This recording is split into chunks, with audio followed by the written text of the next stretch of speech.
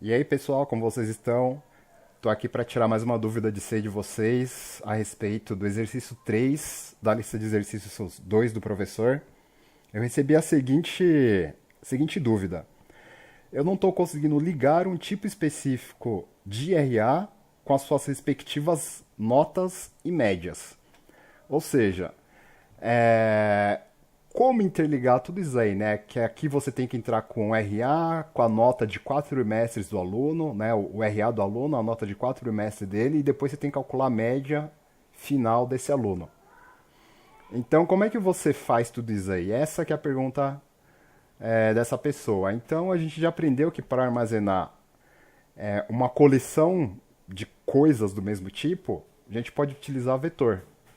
É a forma mais simples. Então, por exemplo, um RA, eu crio um RA, um vetor RA, e armazeno em cada posição do vetor o RA de um aluno. É bem simples.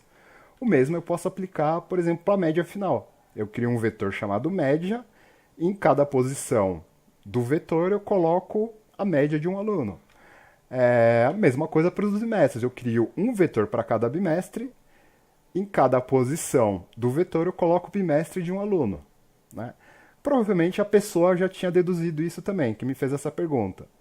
A questão dela foi, tá bom, isso eu sei, mas como eu vou conectar, interligar tudo isso de forma que quando eu quiser as informações do aluno de RA10, ele mostre todas as notas dos bimestres e a média daquele aluno em específico, né? A verdade é bem simples, é dessa forma que você pode criar o vetor vai ter posições, no caso aqui eu simplifiquei para facilitar a visualização nossa, em vez de 10 eu coloquei só 5 posições, e você vai ter um índice chamado aluno. E por exemplo, quando. Opa, opa, opa. Isso. Aqui, pronto. Quando, por exemplo, a posição aluno for igual a 4, eu vou conseguir acessar as informações do RA da posição 4, bimestre 1 posição 4, e assim sucessivamente até média posição 4. Então, eu vou organizar cada posição do vetor, eu vou armazenar as informações de um aluno específico. Então, na posição 4, fica só, por exemplo, as informações do aluno de RA 10, por exemplo. Então, a posição 4 do bimestre 1 tem a nota do aluno de RA 10, e assim sucessivamente. Então, o código-fonte ficaria mais ou menos assim. Então, eu teria aqui o índice, que eu dei o nome de aluno. Aqui está um, mas obviamente começa com zero. Então, eu tenho o índice aluno, eu tenho um vetor para armazenar os RAs, que são números inteiros. Eu tenho um vetor para cada um dos bimestres, que contém a nota respectiva do aluno, e tem um vetor de média, onde eu também vou armazenar. Então, isto daqui é codificado desta forma aqui. E quando a variável, né, aluno, que é o nosso índice, assumir um determinado valor, eu posso pesquisar em todos os vetores que eu sei que vai ter essa consistência, né? As informações que estão naquela posição em todos os vetores correspondem a um único aluno, ok? Mas isso é utilizando vetores, né? Como a gente já aprendeu vetores e o professor gostaria, né, que fosse feito de forma de matriz, a gente poderia dar um upgrade nisso daqui e fazer na forma de matriz. E como ficaria na forma de matriz? Matriz ficaria assim, ó. Opa, faltou RA aqui. Beleza. Então, matriz ficaria dessa forma aqui. Eu tenho uma matriz. Essa matriz, no caso aqui, é 5, que eu tenho 5 posições, por 6. Porque aqui eu tenho 6 informações que eu quero armazenar na matriz. Né? No caso do exercício da lista, são 10 aqui em cima, né? Só lembrando disso. Então, por exemplo, aqui eu colocaria o RA do aluno 0, a nota do primeiro bimestre dele, do segundo, do terceiro, do quarto e a média. Então, através desse índice e com esse índice aqui, né? Então isso aqui deixaria de ser o nome de um vetor e passaria a ser o nome de um índice. Eu colocaria as informações do aluno da mesma forma que estava aqui, né? Aqui eu tinha, por exemplo, as informações do aluno nessa posição 2, dividida em vários vetores. Eu juntei todos os vetores e transformei os vetores em uma matriz. Então todas as informações continuam aqui da mesma forma, só que dentro de uma matriz, que seria algo mais simplificado, mais simples de se você programar e utilizar na programação. Ah, e como ficaria o código-fonte disso aí? Olha aí que lindo.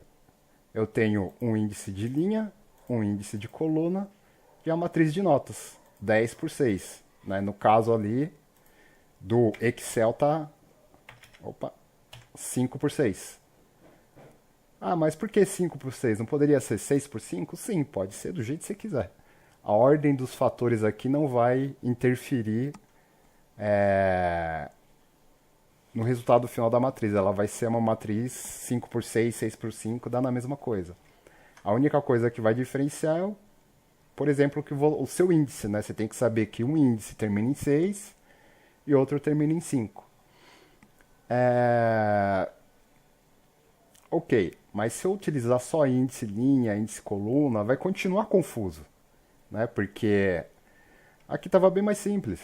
Eu tinha o aluno, eu colocava a informação do aluno que eu queria, né? Eu tinha um índice só, que era o aluno, e através desse índice eu conseguia pegar todas as informações de todos os vetores. Aqui eu tenho dois índices e eu tenho que saber a posição 0, 0, o que é o 0, por exemplo, no nosso caso aqui eu tenho a coluna 0, mas a linha vai ser 0 também. Aí então eu tenho que decorar que a posição 0 é o RA. Tem que decorar que a posição 1 é o bimestre. E assim sucessivamente vai ficar mais complicado, não vai? Vendo dessa forma fica mais complicado, mas eu poderia fazer o seguinte, ó.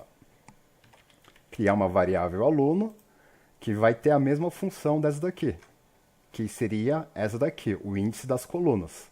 Ou seja, através dessa variável aqui, eu vou ter acesso a todas as informações da minha matriz, né? A coluna inteira aqui da matriz. E aí eu poderia fazer isso aqui, ó. RA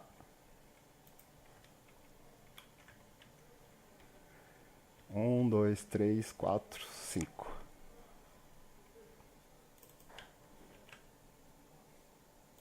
Bimestre 1, bimestre 2, bimestre 3, bimestre 4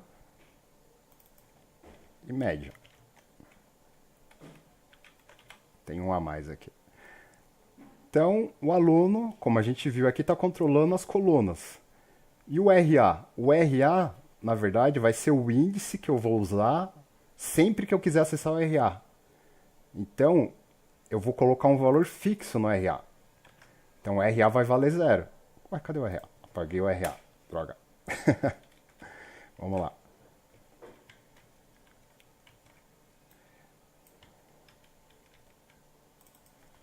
RA. Pronto, agora tá certo.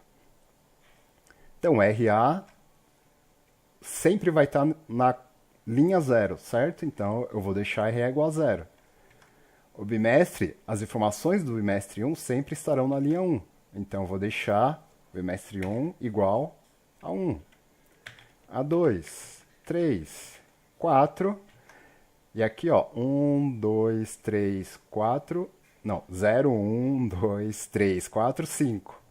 Né? Média 5. Então, sempre que eu quiser, por exemplo, acessar as informações, por exemplo, do aluno aluno 5. 5 não tem, até 4. Aluno 4, eu quero acessar o RA dele. RA. Né? Poderia estar dentro de um printfs aqui.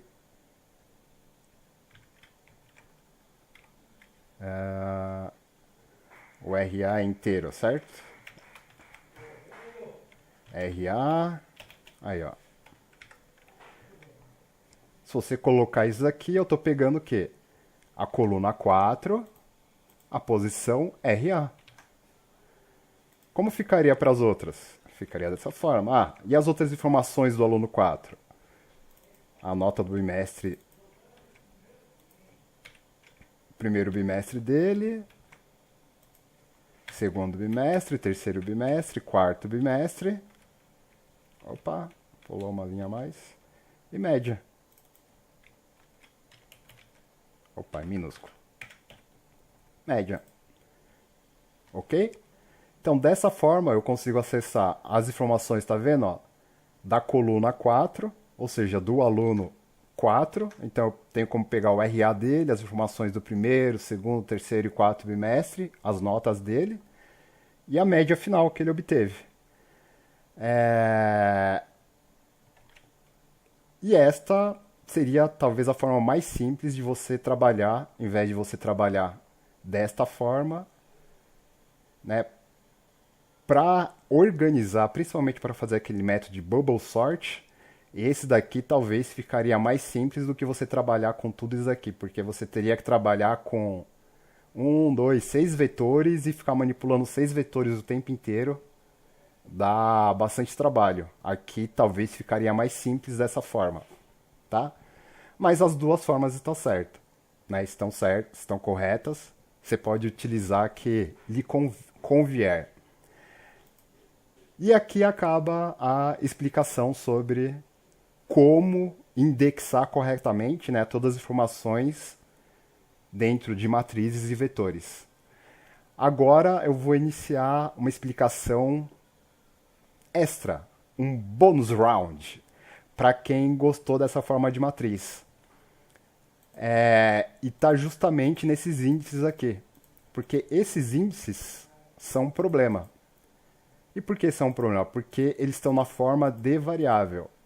Eu poderia, por exemplo, sem querer, né, por algum motivo aí, chegar aqui e fazer isso aqui. RA mais, por exemplo. Sei lá, eu estou dentro de um for fazendo a pesquisa e coloco RA++. RA++ vai fazer o quê? Com que RA passe de 0 para 1. De 0 para 1 já quebrou, ó, porque ele vai passar a mostrar a nota do bimestre. Então isso não é interessante que esses índices fiquem na forma de variáveis. Seria interessante que eles fossem um valor constante que não tem como eu mudar, não é verdade? Alguma coisa que eu defini agora e vai ficar para sempre desse jeito. Mesmo que eu tentar mudar, não vai dar para mudar. Para mudar eu teria que editar o código-fonte e recompilar o programa. Existe uma forma de fazer isso? Sim, existem as constantes em C. Na verdade, toda linguagem de programação tem constante, tá? No C, você cria uma constante através deste comando aqui, define. Então, por exemplo, define RA. Então, você está definindo algo chamado, uma constante chamado RA. Aí você dá outro espaço e coloca o valor que você quer que ela suma. No meu caso é 0. Então, como eu quero que o RA seja igual a 0, eu já fiz aqui, pronto. O meu programa vai entender que RA, ele vai colocar o 0 no lugar de RA. A mesma coisa eu faço para todos os outros. Então, eu coloco um define, cadê? Para todos eles.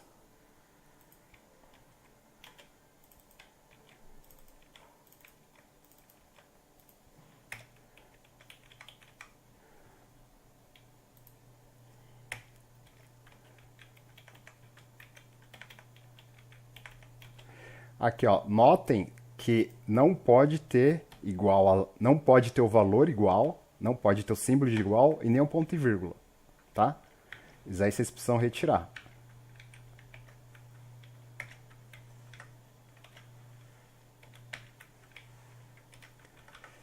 Pronto, ó, eu defini 6 constantes. Uma chamada RA, outra chamada bimestre 01, outra chamada bimestre 02, outra chamada bimestre 03, outra chamada BMS04 e outra chamada média.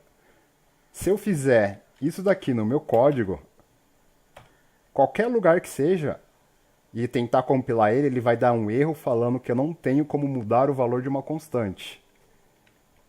Ou seja, dessa forma, eu fechei aqui essa minha matriz. O RA sempre vai valer zero e eu sempre vou estar falando sobre esta linha em específico. E aí não tem como dar algum problema na hora de buscar as informações aqui da matriz, tá? Era isso que eu queria falar só de constantes. É um bônus rounds aí para vocês que acompanharam até agora. Quem não entendeu muito bem, assista o vídeo de novo, me manda dúvida pelo WhatsApp, vocês têm meu contato, tem o grupo. Aí fica à vontade aí para me chamar e tirar as dúvidas que vocês não conseguiram captar aqui durante o vídeo. E tô aí à disposição de vocês. Valeu, galera, abraço, até mais, fui!